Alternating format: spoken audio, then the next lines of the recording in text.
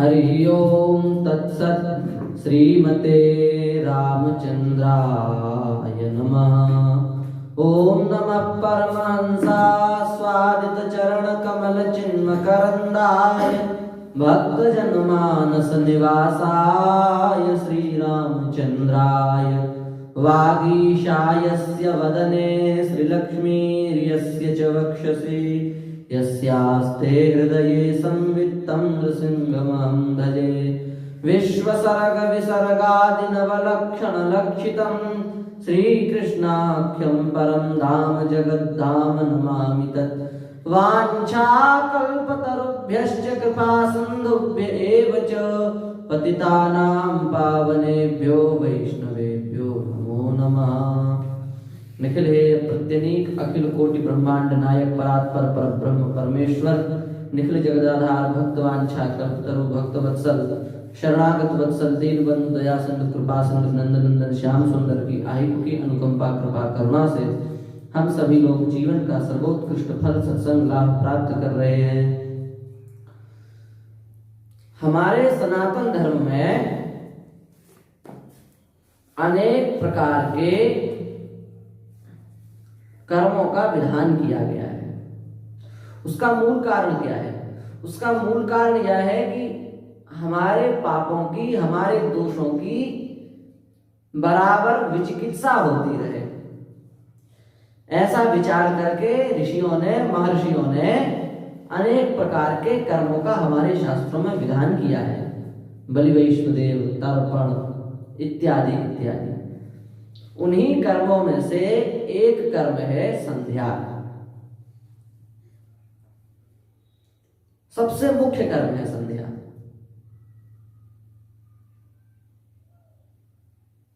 प्राचीन आचार्य, महर्षि, ऋषि, तपःपूत अंतःकरण संपन्न महात्मा सभी संध्योपासन करते थे। द्विज द्वाभ्याम जायते द्विजा, ब्राह्मण, क्षत्रिय और वैश्य, इन तीन वर्णों को संध्या की अत्यंत अनिवार्यता शास्त्रों में बतलाई गई है। पर क्षत्रिय और वैश्य की बात तो छोड़िए, ब्राह्मण भी संध्या के कर्म से विमुख होते जा रहे हैं। महान खेद के साथ यह व्यक्त करना पड़ता है कि वर्तमान समय में संध्या का सम्यकतया पालन करने वाले अत्यंत न्यून ब्राह्मण हैं। न्यूनाति न्यून ब्राह्मण बचे हैं। बस संध्या हमारा मुख्य कर्म है। हम अपने मुख्य कर्म से गिर गए। शास्त्रों में आया है, विप्रो वृक्षो मूलकान्यत्र संध्या वेदा शाखा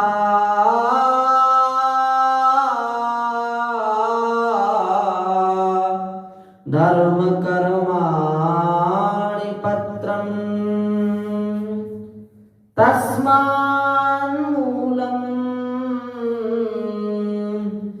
यत्नतो रक्षणीयम् छिन्ने मूले नैव वृक्षं न शाखा।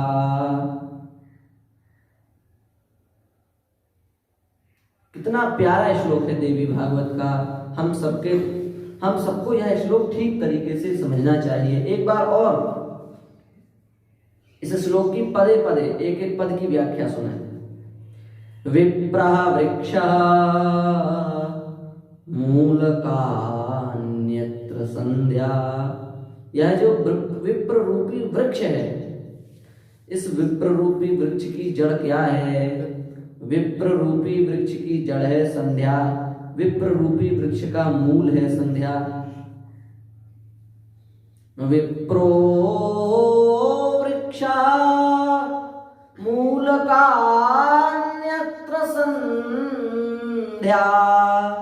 मूलक क्या है? बोले मूलकानि अत्र संध्या वेदा शाखा धर्म कर्माणि पत्रम। वेद ही इस ब्राह्मण रूपी वृक्ष की शाखा है और धर्म कर्म ही इस ब्राह्मण रूपी वृक्ष के पत्ते हैं। धर्म कर तस्मान मूलम यत्न तो रक्षणीयम। इसलिए मूल की रक्षा हम सबको करनी पड़ेगी, क्योंकि छिन्ने मूले नैव वृक्षम न शाखा। यदि मूल ही नहीं रहेगा तो वृक्ष और शाखा कैसे रह सकती है? अब आप विचार करके बताइए, हम अपने मूल को नष्ट कर चुके हैं, पर कहते हैं कि हमारा श्राप क्यों नहीं लगता? कहां से श्राप लगेगा? फिर कहते हैं हमें वेद क्यों नहीं आता? कहां से वेद आएगा? आपके जीवन में धर्म की प्रतिष्ठा कैसे हो सकती है? आपने संध्या का परित्याग कर दिया। संध्या मूल है, मूल नहीं तो वृक्ष नहीं, और जब वृक्ष ही नहीं है तो पत्ते कहां से, शाखाएं कहां से होंगी? विप्रा वृक्षा, ब्राह्मण ही वृक्ष है और इस ब्राह्मण रूपी वृक्ष का मूलक संध्या है, और वेदास शाखा, वेद ही इस ब्राह्मण रूपी वृक्ष की शाखा है। अब मूल नहीं तो शाखाएं कैसे पल्लवित होंगी? और जब शाखाएं पल्लवित नहीं होंगी तो शाखाओं से ही पत्ते अंकुरित होते हैं। जब शाखाएं नहीं है तो पत्ते कैसे आएंगे? आपके जीवन में धर्म कर्म की प्रतिष्ठा नहीं होगी, आप धर्म से वंचित रह जाएंगे, अपने कर्म से वंचित रह जाएंगे, और धर्म कर्म से जो शून्य होता है वह तो पशु के समान है, क्योंकि पशु ही एक ऐसा है जो धर्म कर्म से विमुख होता है। आप धर्म से विमुख हो रहे हैं, अपने कर्म से विमुख हो रहे हैं।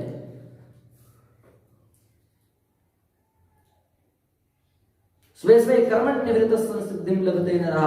अपने अपने कर्मों में लग करके सिद्धि की प्राप्ति होती है। आप अपने कर्म से अलग हो रहे हैं। श्रेयान् स्वधर्मो विगुणः परधर्मात् संष्ठितात् स्वधर्मे निधनं श्रेयः परधर्मो भयावह। आप उस धर्म से भी अलग हो रहे हैं। धर्म कर्म से अलग होकर के आप चाहते हैं कि हमें शांति मिल जाए, कैसे मिलेगी?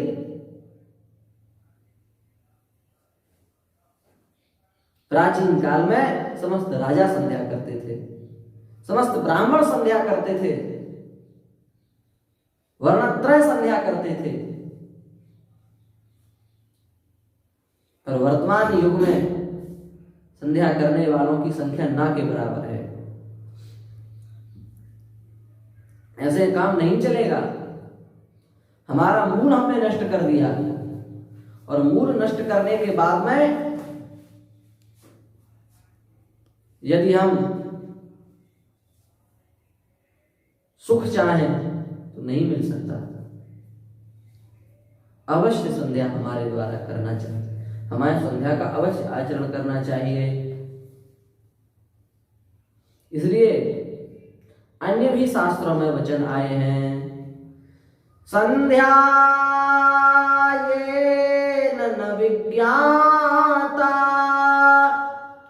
संध्या येनानुपासिता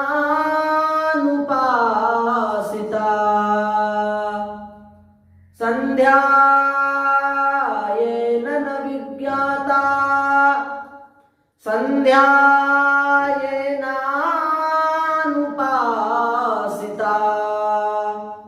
जीवमानो भवेत् शूद्रो मृतश्वाचाभिजायते।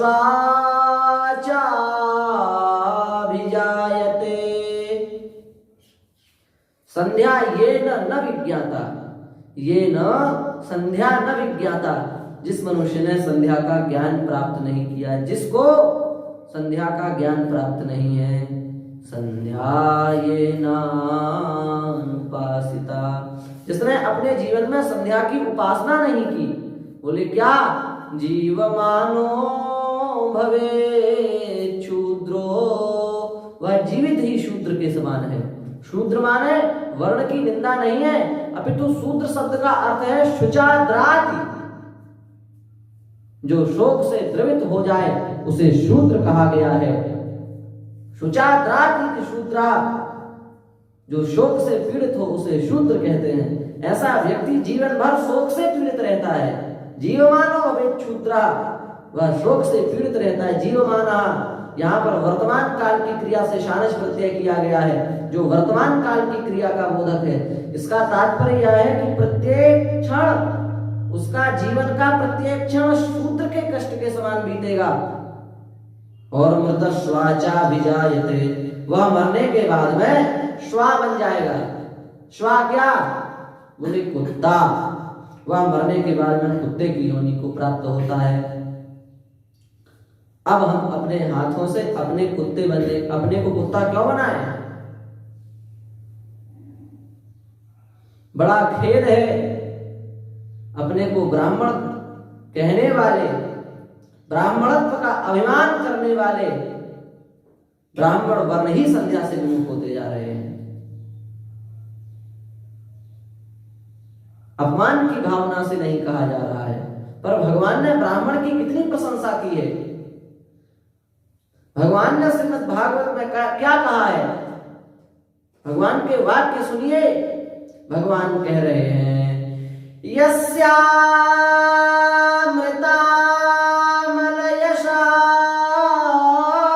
श्रवणावगा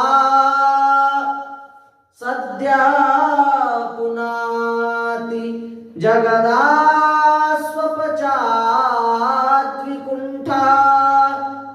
सोऽहं भवद्भ्य उपलब्ध सुतीर्थ कीर्ते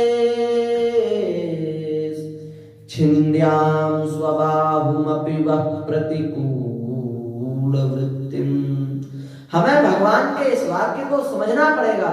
भगवान कह रहे हैं कि मेरे नाम का उच्चारण करके, मेरे मंगलमय नाम का उच्चारण करके श्वपच, कोल, किरात, भील इत्यादि नीच योनियां भी सद्य सदा सर्वदा के लिए तत्काल पवित्र हो जाती हैं। ऐसे मेरी नाम की महिमा आप जैसे ब्राह्मणों की कृपा से मुझे प्राप्त हुई।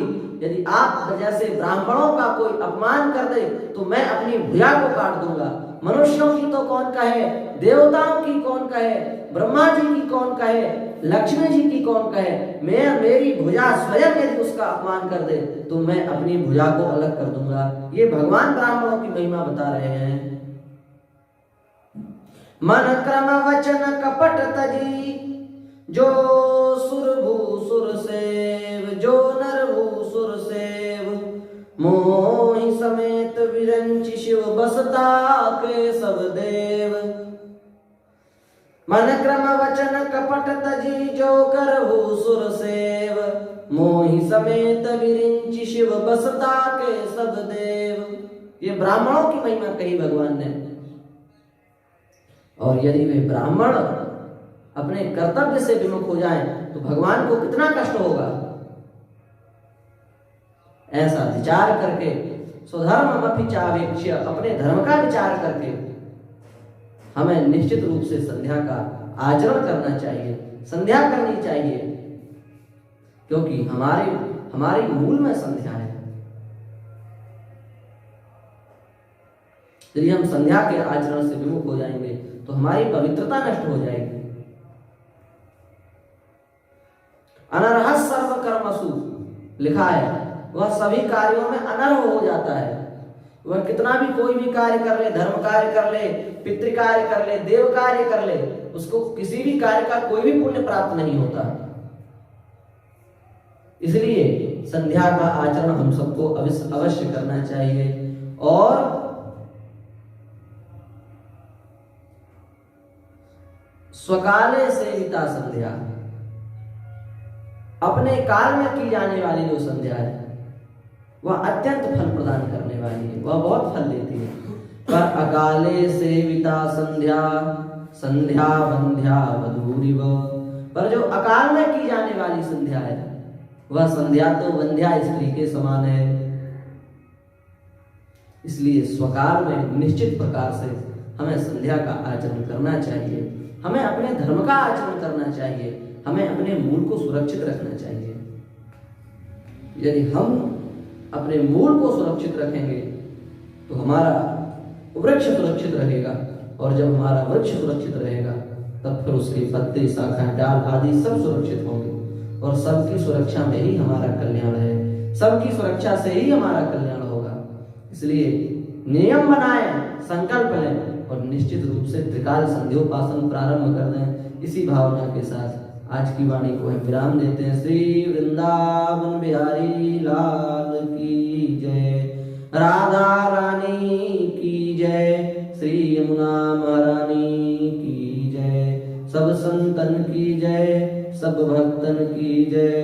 जय जय श्री सीताराम, जय जय श्री राधे श्याम। ओम नमः पार्वती पतये, हर हर महादेव।